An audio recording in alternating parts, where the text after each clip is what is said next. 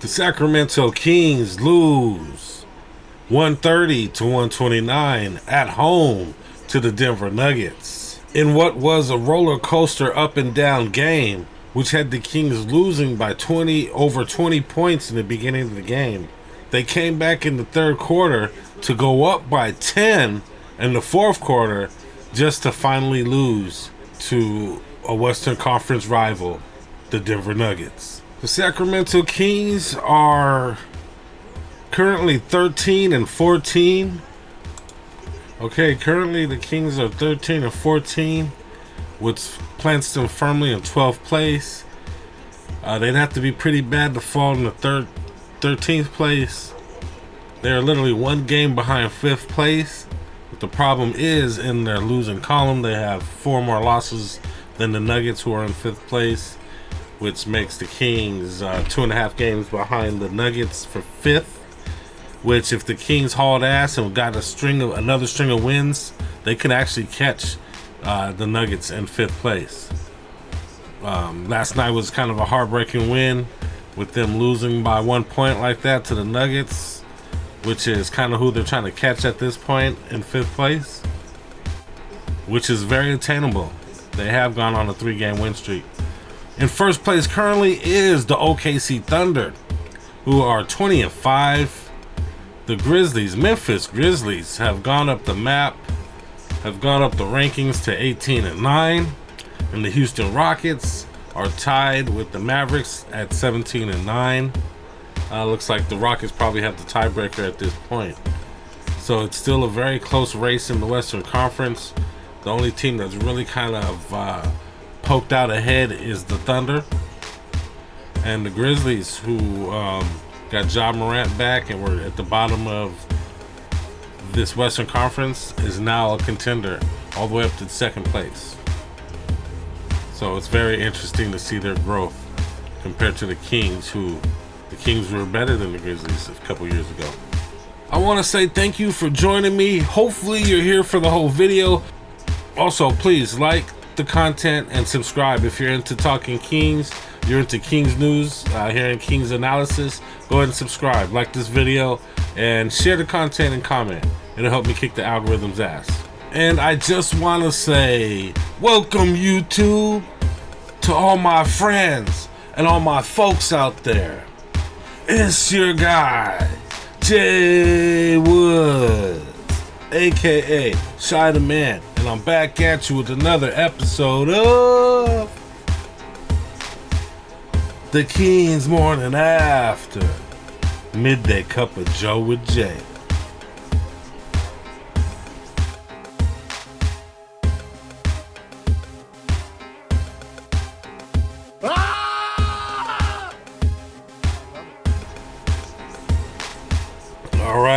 All right. It's a late night. I'm trying to catch up here.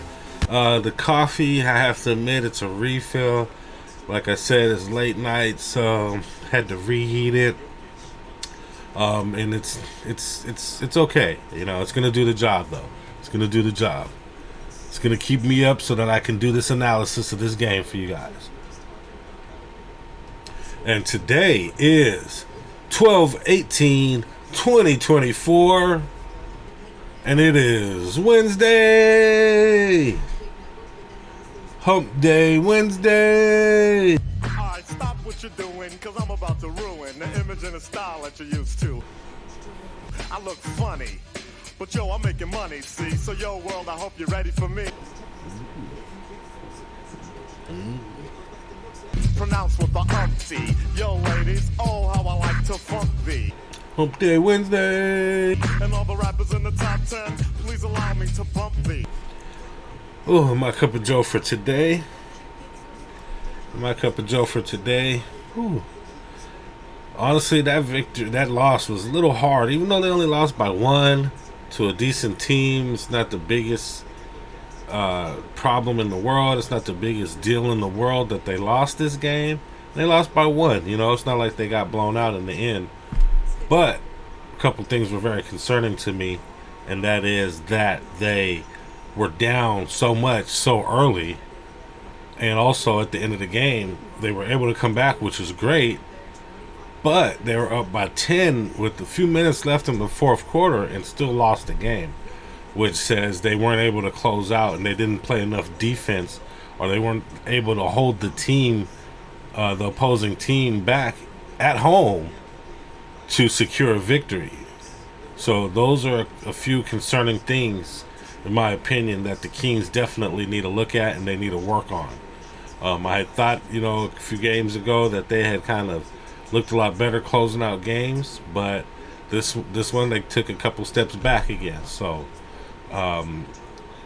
kudos on the Kings for coming back after being blown out, but after a blowout first half, but they shouldn't be getting blown out so early, especially at home, and they should be able to hold late into the game leads at home as well. So, they got to figure that out. And that's my cup of joe. Black, one creamer. I'm going to give you guys some quick stats. All right, so Monday, December 16th, the Sacramento Kings lost 130 to 129 at home.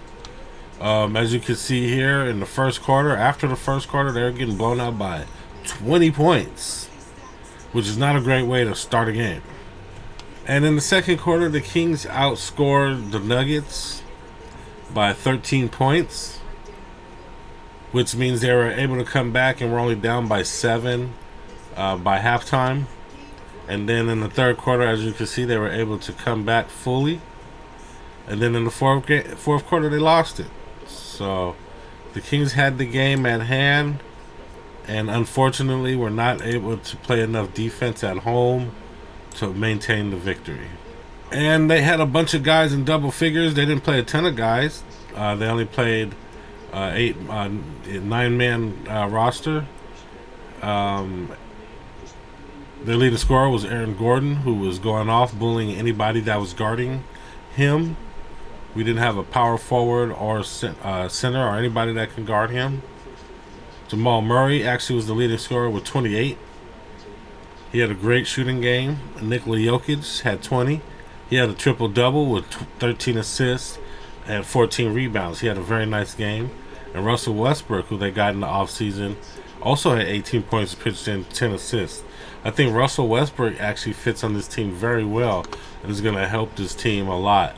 A lot of teams, it seemed like Russell Westbrook was kind of in the way or wasn't being used like he should be or like he used to be used, but he starts on this team and he fits in very well for what this team needed.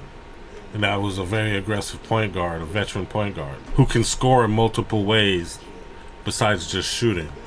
And they really filled the stats in this game with Michael Porter Jr. having 10 rebounds and Nikola Jokic with 14. And the Sacramento Kings didn't have a hard time scoring as well, with De'Aaron Fox having a game-high 29 points. Domantas Sabonis had 28 and 14 rebounds. Malik Monk with the big 25 and 10 assists. Malik Monk, the de facto point guard of the team.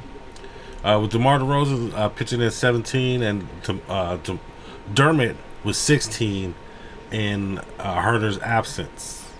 Ellis off the bench had a big 12 points. Nobody else was really able to score off the bench. Jay Crowder got a few minutes, but he didn't do much. He got a couple rebounds, which is good. Played a little D. Kobe Jones had 18 minutes and wasn't able to score or get an assist, which I thought was kind of interesting, but he got a lot of rebounds. And a couple things that I noticed Kobe Jones and Keon Ellis did was they got a lot of steals. Keon Ellis must have had like 5 steals in that game. Team stats. Both teams shot about close to 50%. 3-point wise, both teams were about 34-35% from the field, with the Kings hitting 2 more threes than the Nuggets. Free throws, Kings shot 95, Nuggets 75. The Kings were about 20% better at shooting the free throw, but only hit 1 more free throw than the Nuggets. So that wasn't a big difference. Rebounds, Nuggets had about 9 more rebounds than the Kings. Nuggets had 10 more assists. The Nuggets, very interestingly, also had a big 76 points in the paint compared to the Kings 58, which I think was one of the big differences. And it wasn't like the guys were posting up. There was a lot of cuts to the basket, and Nikola Jokic gets a lot of his points down low. But they were playing very aggressive on fast breaks, getting the ball down, driving to the basket. So they were getting a lot of easy points down low in the paint, which is one thing I noticed. And the Kings couldn't stop the points in the paint at the end of the game, which ultimately cost them the game. Eye test. Eye test. Eye test. Eye test. We're going to take an eye test. All right. Kings eye test. Eye test. I'm going to give the Kings an eye test. Can't believe I did that. Okay. Yeah, so at this point in the first quarter, 6 minutes left, the Kings were already down by 16 points. And it got even worse. At one point, I want to say the Kings were down by 23. With Aaron Gordon pretty much doing whatever he wanted at any point in the game, there was nobody that could stop him, get in front of him. Nobody put a chest on him. Just really weak defense, I feel, from the Kings for a lot of the game.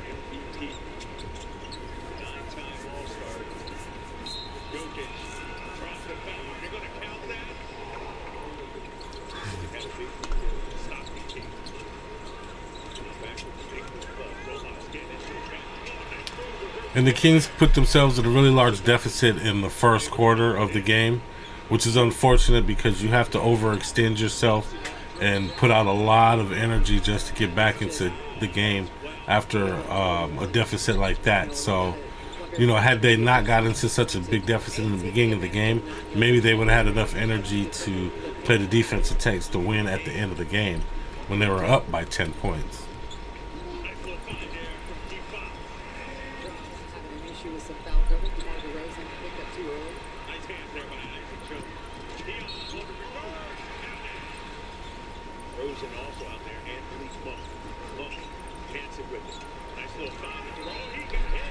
And DeMar DeRozan was playing really well. He was playing with a lot of emotion.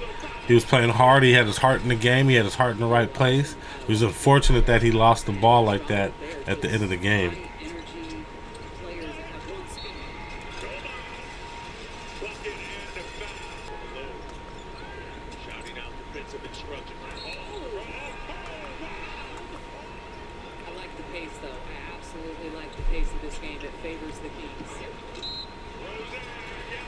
And one for DeRozan. Like I said, they played a lot better in the second quarter. Keon Ellis getting a lot of steals, like right there. Keon Ellis must have had like 4 or 5 steals in this game.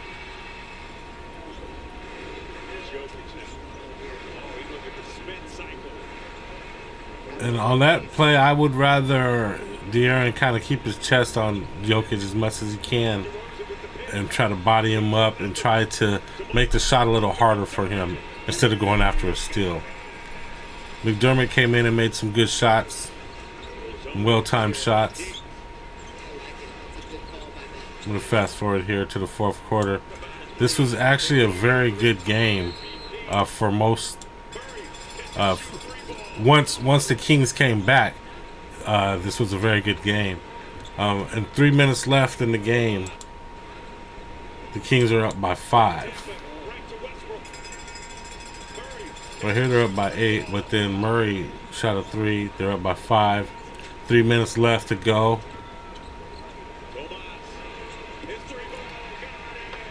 Domas putting them back up by 8 at this point. Now with some really hard, aggressive defense, the Kings should have been able to come away with this game. But that was a wide open 3 for Aaron Gordon. Nobody in this league should get a wide open shot ever. Nobody has a body or a chest on Jokic. He was just able to just freely shoot up a jump shot or a jump hook. De'Aaron Fox with the clutch gene. We know he never stops. His motor's always going for the Kings. And it was a very back and forth game at this point. I would call a push off on that, pushing De'Aaron Fox out the way. With an extra side of beef. 125, 124. Murray with 26. Go back to the same play. Fox, 3 ball. Bang, look at your left hand. What were we just talking about? De'Aaron with a huge three puts the Kings up by 2. And just Jokic, nobody really guarding Jokic. Nobody really can because he's 7 foot whatever. Hitting a humongous 3 at that point to put the Denver Nuggets up by 1 point. It was big shot after big shot after big shot with DeMar DeRozan getting a dunk. Huge dunk with 20 seconds left to put the Kings up by 1.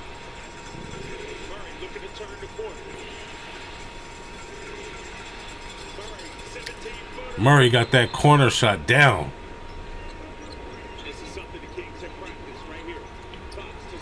Perfect pass to DeMar DeRozan. He should have had a dunk right there. Fumbled the ball away. Got the rebound for a short jumper. Missed that and just... that one hurt. And I felt bad for DeMar DeRozan in that situation because he had a good game. Bottom line... The Kings morning after bottom line. Today's bottom line is, so for me, the Kings bottom line is, that was a painful victory, but they got to move on. It wasn't the worst thing to happen in the world. They lost by 1 to the Denver Nuggets, which is a really good team in the Western Conference. The Kings really just have to learn from this, man. They got to learn what kind of defense it's going to take to beat these type of teams in the games. They're going to have to find a way to be more dominant at home. When they're at home, they shouldn't have a losing record at home. That's asinine. That's just crazy to me. With all the fan emotion that's in that building, and how they always talk about how much they love the fans and how they've never seen fans like this in the league before. Guys come in here and they say that all the time. DeMar DeRozan, McDermott. They've said it. They can't believe how good the fans are. They should be using that as a boost. They just play way too lackadaisical at home. They play way too comfortable, like they've done something. They need to play a lot harder on defense and exude a lot more energy on defense. And that's what defense is. It's, your intestinal fortitude. Are you going to get down, get low, and try to stay on the guy no matter what he does? Are you going to leave guys open for shots? How fast are you going to close out? Those type of things. And the Kings just aren't doing enough of it, not aggressive enough at it, and just not willing to put in the effort that it takes to do it. So that's going to have to be the Kings' calling card. I mean, if they can't make it their calling card, they're going to have to make that something that they work on or key in on or get better at or get better personnel at it, because the Kings are soft, and that's my bottom line. Next up for the Kings, they finally get to play the Lakers again. Now this is a game in Sacramento, so it's another opportunity to hold down home court. Thursday, December 19th, the Sacramento Kings will be hosting the Los Angeles Lakers at the G1C. 7 p.m. Be there or be square. And join me the day after for the analysis of the game. Please subscribe so you can get a notification about that next episode. So as we all know, the Lakers are led by LeBron James. They had Bronny James on the team for a while. He's in the G League now. Anthony Davis, the next coming. But, he's had his injury problems. Dalton Connect, the new rookie guard that's hitting a bunch of shots, rookie forward. Rui Hachimura, Christian Coloco, Max Christie, Jared Vanderbilt, D'Angelo Russell, Quincy Olivari, Jackson Hayes, Cam Reddish, and Austin Reeves, just to name a few Lakers on that squad. And the Lakers are currently 14-12, which isn't the greatest record. They were doing really good in the beginning of the season, going all the way up to third and second place. They've dropped since then with LeBron James being out the lineup for a few weeks, and they are now currently 10th place. This is a team that is very beatable, though, and if we want to rise up this division, this is a team that we need to be trying to beat, because they're right at our level, right at our rank, right in our area, with one more win and 2 less losses. So this is a team that the Kings need to be eyeballing, and they need to play hard and look for a victory against this team. Betting lines. I don't have betting lines for the Kings game tomorrow, but there are a bunch of games going on tonight that you can bet on. Bet US is a cool little site that I use to sports bet. I like to do boxing bets on there too. Those are pretty fun to do. Some betting lines they have tonight are the Utah Jazz versus the Pistons. They have the Pistons winning by 4.5. Charlotte Hornets versus the Washington Wizards. They have the Charlotte Hornets winning by 4. In the OKC Thunder, they have winning by 7. How do you guys feel about those numbers? If you like to do sports bets, try Bet US. Use the link down below in the description. It helps out the channel, and you can do sports betting no matter where you're at. I'm in California and I'm able to sports bet, so you can too. Just use the link below if you want to do sports betting. I also do betting on boxing and stuff like that. That's pretty fun to do too. I just ask that you use the link in the description below. Helps out the channel. Thanks. And guys, if you haven't already, please like the content. If you're into Kings talk, if you like Kings analysis, Kings news, I ask that you please subscribe. We're also going to be doing some cool documentaries and some things, other things about the Kings as well. You're going to like that. It's going to be some pretty entertaining stuff. So please subscribe so you can see that and you can be a part of that as well. Also, I ask that you share the content. Please help me beat the algorithm by sharing the content, and also comment. Make a comment below. Comment on anything. Comment on how the Kings are doing. Comment on how I'm doing. Comment on the weather. I don't care. Comment on anything. It helps the algorithm. Helps me kick the algorithm's ass. I appreciate you. I like this quote. This is by C.S. Lewis. You are never too old to set another goal or dream a new dream. You're never too old to set a new goal or to dream a new dream. I like that. And that could have several meanings. You know, it could mean, you know, make new goals for yourself every day, plan something new every day, achieve new things every day. It could also mean, you know, sometimes in life you might want to change gears and do something different, change your path in life. It's never too late to do that.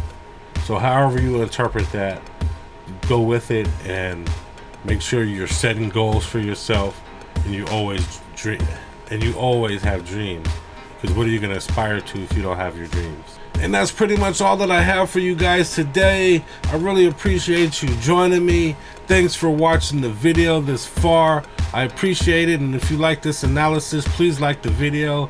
Please subscribe.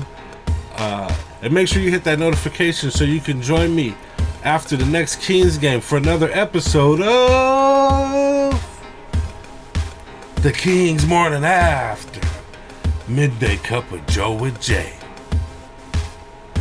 And as you can see, the J Cup is in play. Thanks, I appreciate you watching. And I'm out. But before you go, check out these moves.